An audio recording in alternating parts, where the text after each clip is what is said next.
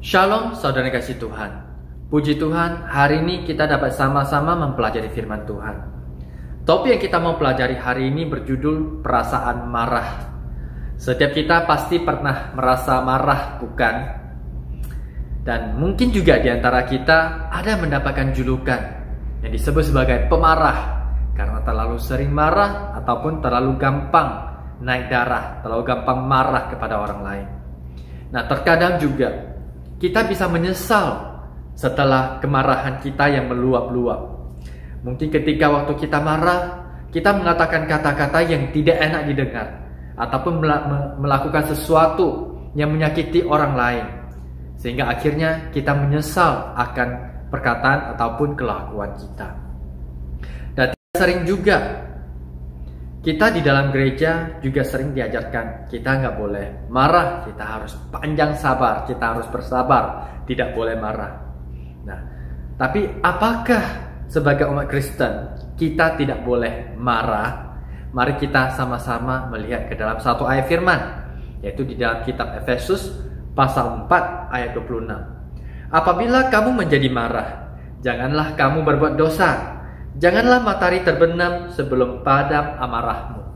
Alkitab mengatakan, apabila kamu marah, jangan berbuat dosa. Artinya, setiap kita boleh marah.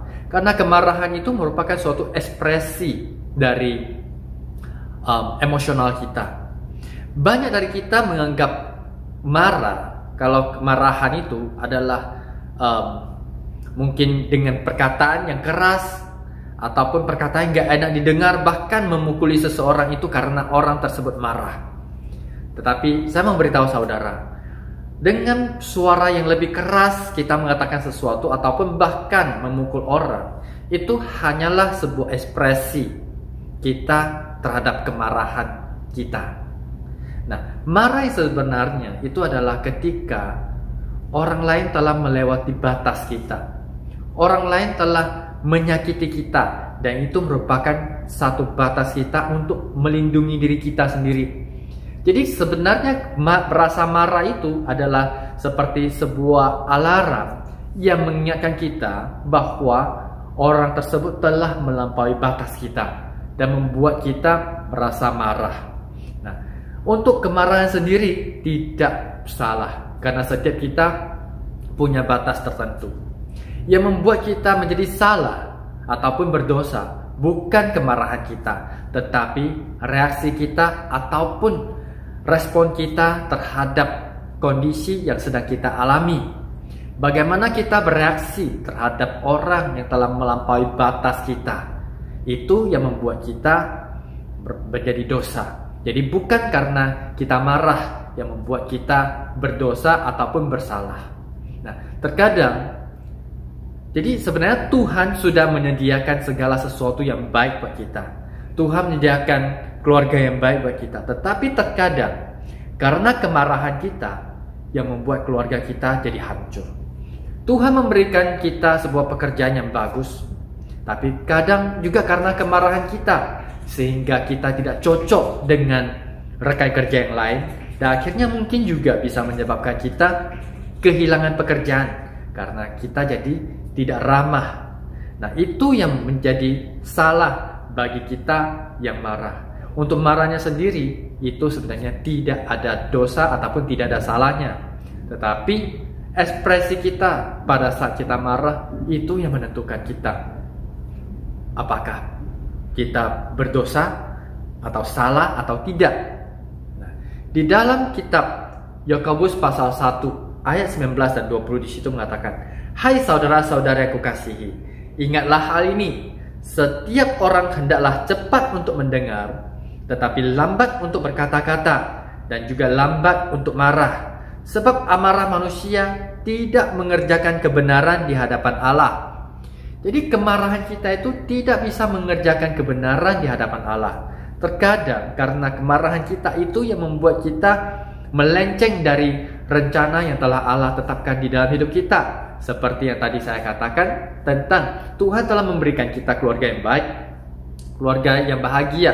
Tetapi karena kemarahan kita yang membuat kita terus bertengkar di dalam rumah, bahkan ada KDRT di dalam keluarga sehingga berakhir dengan perceraian. Nah, itulah kemarahan kita.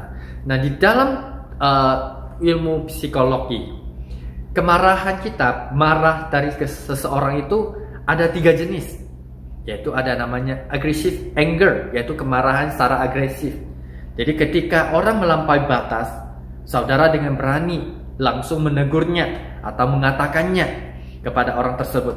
Ada namanya passive anger, yaitu kemarahan secara pasif, di mana orang telah melampaui batas tetapi saudara tidak berani melakukan apa-apa dan hanya simpan di dalam hati, pulang ke rumah masih kebawa kepikiran, bahkan bawa sampai tidur dan menjadi mimpi buruk. Bahkan mungkin lain kali kamu ketemu orang yang telah melampaui batas, yang telah membuat saudara marah, ataupun ke tempat tertentu yang membuat saudara punya kenangan tidak enak. Pemikiran itu akan muncul dan akan menghantui.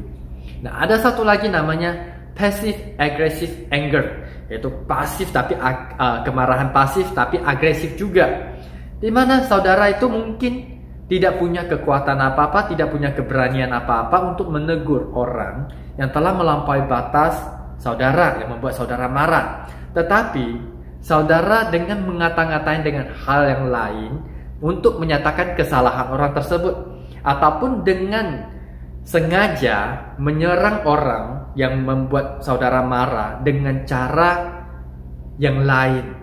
Nah, seperti contoh, mungkin saudara ada makanan yang disimpan di kulkas dan saudara masih lagi sibuk.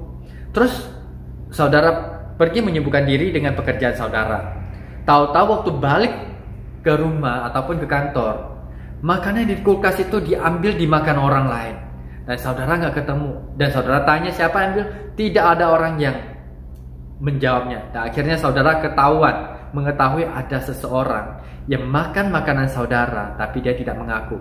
Saudara menjadi marah, dan kemudian saudara mungkin akan melakukan pembalasan terhadap orang itu secara diam-diam juga. Itu juga termasuk passive aggressive anger.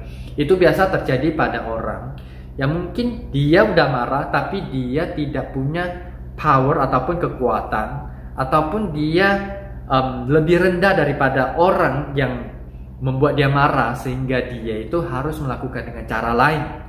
Dan kemarahan disimpan di dalam dirinya dan diekspresikan dengan cara yang lain. Dari ketiga jenis kemarahan tersebut memiliki akar yang sama, yaitu ketika kita merasa kepemilikan kita telah diambil orang lain dan kita merasa kita telah kehilangannya sehingga kita menjadi marah. Seperti contoh, mungkin saudara melihat teman saudara, mengapa mereka bisa hidup begitu bahagia, mengapa orang tua mereka begitu sayang sama mereka, tetapi orang tua saudara sendiri kok sepertinya tidak tanggung jawab sama sekali dan membuat saudara tidak bisa hidup bahagia. Dan saudara menganggap orang tuamu telah mencuri kebahagiaanmu. Itu membuat kita marah. Ataupun di dalam kantor kerja, mungkin saudara memiliki posisi yang bagus, tetapi karena ada seorang rekan kerja yang mencoba menjatuhkan saudara sehingga saudara kehilangan posisi saudara. Saudara menjadi marah karena posisi saudara itu diambil alih oleh orang lain. Nah, saudara, yang paling mengerikan bukan dari kemarahan tersebut, tetapi ketika saudara marah karena merasa kepemilikan saudara telah diambil ataupun dicuri oleh orang lain, saudara menjadi lebih marah dan benci. Dan ketika hal tersebut terjadi, saudara seperti mengurung diri sendiri ke dalam satu penjara, dan saudara menguncinya, mengemboknya, dan kuncinya itu saudara berikan kepada orang yang membuat saudara marah, dan saudara berharap orang tersebut bisa sadar diri dan datang kepadamu minta maaf. Tetapi orang tersebut tidak datang sama sekali, dan saudara akan makin marah, bahkan marah pada diri sendiri, bahkan menjadi mengasihani diri sendiri. Sekarang saudara punya pilihan. Apakah saudara mau terus mengunci diri sendiri ke dalam satu penjara yang membuat saudara tidak bebas, atau saudara ambil balik kunci itu, membukanya, dan saudara bisa keluar dari penjara bebas bernafas di luar.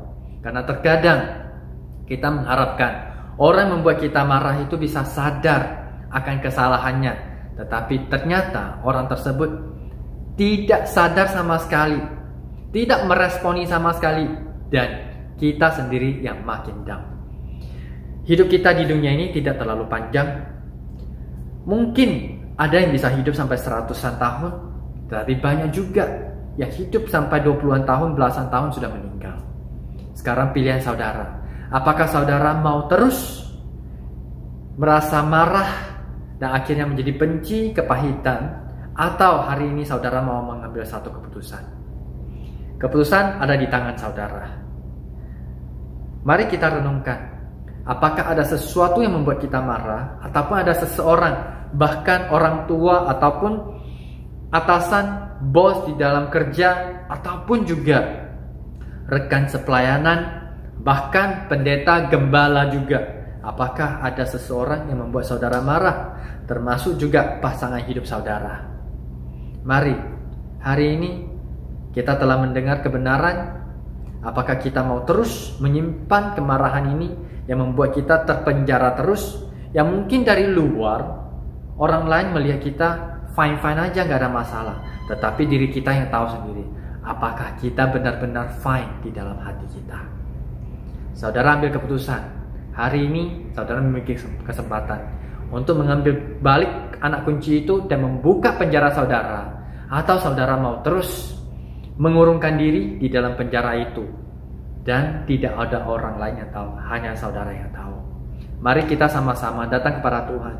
Jikalau saudara merasa saudara pengen lepas dari segala kemarahan ini, saudara pengen ambil balik anak kunci itu dan membuka penjara saudara, tetapi saudara merasa tidak sanggup, kita cukup datang kepada Tuhan, membuka hati kita, katakan apa adanya di dalam isi hati kita. Jika saudara masih benci pada seseorang, marah pada seseorang, tidak bisa mengampuni, katakan pada Tuhan, Tuhan, aku benci, aku marah pada orang ini karena dia melakukan sesuatu yang membuat aku sakit, membuat aku jadi marah. Hari ini Tuhan, aku pengen keluar dari penjara ini, tapi aku tidak sanggup.